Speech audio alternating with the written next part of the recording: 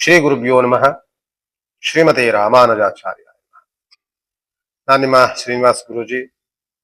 ವಿಶೇಷವಾದಂತಹ ಆ ಒಂದು ಆ, ಜ್ಯೋತಿಷ್ಯ ಕಾರ್ಯಕ್ರಮ ಅಂತ ಹೇಳ್ಬೋದು. ಇದರಲ್ಲಿ ಗುರುವಿನ ಸ್ಥಾನ ಬದಲಾವಣೆಗಳಿಂದ ಗುರುವಿನ ಬಲ ಯಾವ ರಾಶಿಯವರಿಗೆ ಇರುತ್ತೆ, ಯಾವ ರಾಶಿಯವರಿಗೆ ಗುರುಬಲ ಮಾರಕವಾಗಿದ್ದಾನೆ ಮತ್ತು ಯೋಗದಲ್ಲಿದ್ದಾನೆ, ಇದೆರಡನ್ನೂ ಸಹ ನೋಡುವಂತಹ ವಿಶೇಷವಾದಂತಹ ಸಂಚಿಕೆ. ಅದರಲ್ಲಿ ಮುಖ್ಯವಾಗಿ ಗುರುವು ನೋಡಿ ಮೇ ತಿಂಗಳು 14ನೇ ತಾರೀಕು ಗುರುವಿನ ಸ್ಥಾನ ಬದಲಾವಣೆಗಳಾಗುತ್ತೆ. ಅದು ಅಕ್ಟೋಬರ್ 18ನೇ ತಾರೀಕಿನ ತನಕನೂ ಇರುತ್ತೆ. ಈ ಗುರುವಿನ ಸ್ಥಾನ ಬದಲಾವಣೆಗಳಿಂದ ಸುಮಾರು ರಾಶಿಗಳಲ್ಲಿ ಬಹಳ ಬದಲಾವಣೆಗಳನ್ನು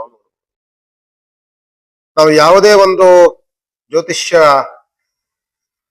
ವಿಚಾರವನ್ನ ಕೇಳೋಕೆ ಹೋದ ಮೊದಲು ನಾವು ಕೇಳುವಂಥದ್ದು ನಮಗೆ ಗುರುಬಲ ಇದೆಯಾ ಅಂತ ಮೊದಲೇ ನಾವು ಕೇಳುವಂಥದ್ದು.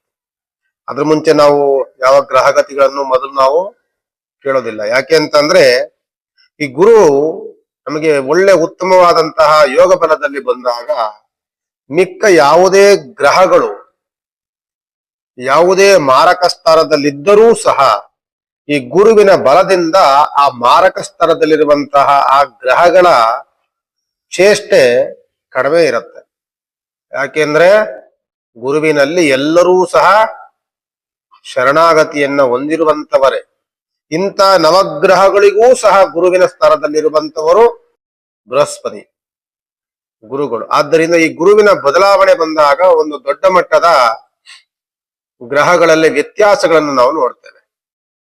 ಹಾಗಾದ್ರೆ ಈ ಗುರುವಿನ ಸ್ಥಾನ ಬದಲಾವಣೆಗಳಿಂದ ಯಾವ ಯಾವ ರಾಶಿಯವರಿಗೆ ಯಾವ ಯಾವ ಯೋಗ ಫಲವನ್ನ ತಂದುಕೊಟ್ಟ, ಜೊತೆಯಲ್ಲಿ ಗುರುವಿನ ಬಲದ ಜೊತೆಯಲ್ಲಿ ಯಾವ ಯಾವ ರಾಶಿಯವರಿಗೆ ಯಾವ ಯಾವ ಸ್ಥಾನಗಳು ಯಾವ ಯಾವ ರೀತಿಯಲ್ಲಿ ಮಾರಕ ಬಾಧಕ ಇವೆಲ್ಲವೂ ಇರುತ್ತೆ ನೋಡುವಂತಹ ಸಂದರ್ಭ ಅಂದಾಗ ಮೊದಲು ನಾವು ತೆಗೆದುಕೊಳ್ಳುವಂಥದ್ದೇ ಮೇಷರಾಶಿಯನ್ನ.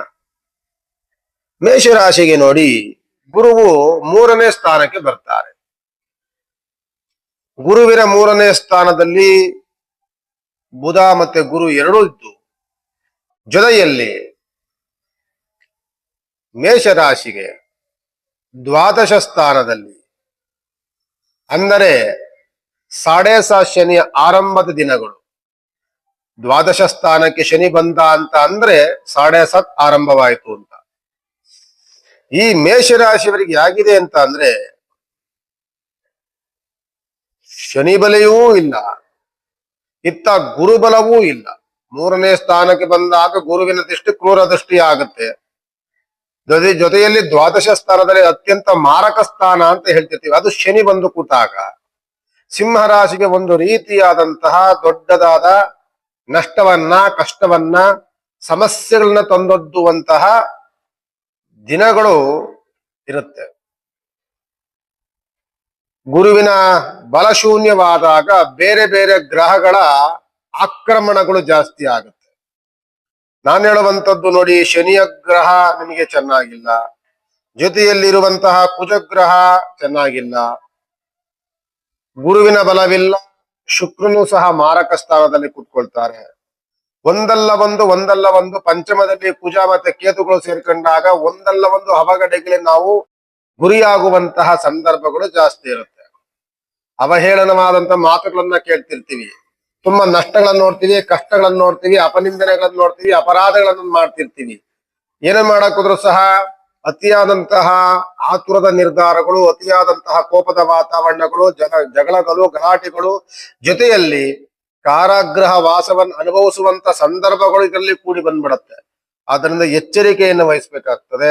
ನೋಡಿ, 7.5 ಶನಿ ಬಂದಾಗ ಅತ್ಯಂತ ಸೋಂಬೇರಿತನ ಬರುತ್ತೆ. ಸೋಂಬೇರಿತನವನ್ನ ಯಾರೋ ಪ್ರಶ್ನೆ ಮಾಡಾಕೋದು ಅತಿಯಾದ ಕೋಪದ ವಾತಾವರಣಗಳು ಬರುತ್ತೆ. ಕೆಲಸ ಕಾರ್ಯಗಳು ಸ್ಥಗಿತವಾಗುತ್ತೆ, ಸಮಸ್ಯೆಗಳು ಗೊಂದಲಗಳು ಹೆಚ್ಚಾಗುತ್ತೆ.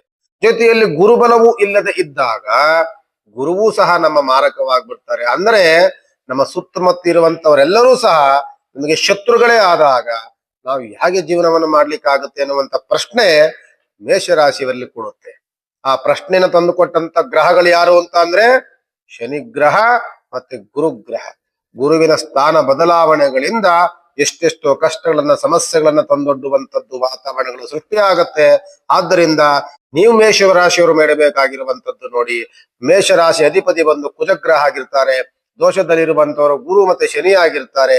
ಏಕಕಾಲದಲ್ಲಿ ಒಂದೇ ದಿನದಲ್ಲಿ ನೀವು ಯಾವ್ದಾದ್ರು ಒಂದು ದಿನವನ್ನು ತೆಗೆದುಕೊಳ್ಳಿ, ಅಥವಾ ಶನಿವಾರ, ಗುರುವಾರ ಅಥವಾ ಮಂಗಳವಾರ, ಇಂಥ ದಿನದಲ್ಲಿ 3 ಗ್ರಹಗಳ ಆರಾಧನೆ ಅಂದ್ರೆ ಶನಿ, ಗುರು ಮತ್ತೆ ಕುಜ, ಈ 3 ಗ್ರಹಗಳ ಆರಾಧನೆಯನ್ನ ಏಕಕಾಲದಲ್ಲಿ ಮಾಡಬೇಕಾಗ್ತದೆ. ಯಾಕೆ ಅಂತ ನಾನು ಹೇಳುವಂತದ್ದು ಮಂಗಳವಾರವನ್ನೇ ತೆಗೆದುಕೊಳ್ಳಿ. ಯಾಕೆ ಅಂದ್ರೆ ಮೇಷರಾಶಿಯ ಅತ್ಯಂತ ಪಾವಿತ್ರತೆಯ ವಾರ ಯಾವುದು ಅಂತ ಮೇಷರಾಶಿಯವರಿಗೆ ಅದು ಮಂಗಳವಾರ. ಮಂಗಳವಾರ ನೀವು ನವಗ್ರಹಗಳಿಗೆ ಹೋಗಿ ಈ 3 ಗ್ರಹಗಳಿಗೂ ಸಹ ಒಂದು ಆರಾಧನೆಯನ್ನೋ, ಒಂದು ಪ್ರದಕ್ಷಿಣೆಯನ್ನೋ, ಒಂದು ಪೂಜೆಯನ್ನು ಮಾಡ್ಕೊಂಡು ಬಂದಾಗ ನಿಮ್ಮ ಸಮಸ್ಯೆಗಳು ಕಡಿಮೆ ಆಗುತ್ತೆ ಅಂತ ಈ ಸಂದರ್ಭದಲ್ಲಿ ಹೇಳ್ಬೋದು.